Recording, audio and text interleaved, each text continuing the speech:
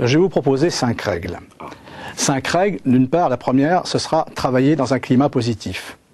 La seconde, c'est reconnaître les collaborateurs. La troisième sera valoriser le travail. La quatrième, assurer la formation de ses collaborateurs. Et la cinquième, satisfaire les besoins, mais bien sûr, sans augmenter les charges de la structure. Alors, pas être simple. Commençons par la première règle. La première règle, le climat positif.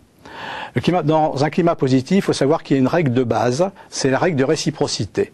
C'est-à-dire que si je fais un cadeau à quelqu'un, l'autre personne va chercher à me faire un cadeau. En revanche, si je ne joue pas les règles, l'autre personne de son côté ne jouera pas les règles et le climat sera négatif. La deuxième chose, c'est que dans un climat positif, on ne travaille pas avec les sentiments. Le sentiment est quelque chose qui va nuire à la communication. En fait, ce que je vais vous proposer, c'est d'une part de présenter les faits, d'autre part d'analyser les éventualités, ensuite de faire appel à la logique et de donner des exemples si nécessaire.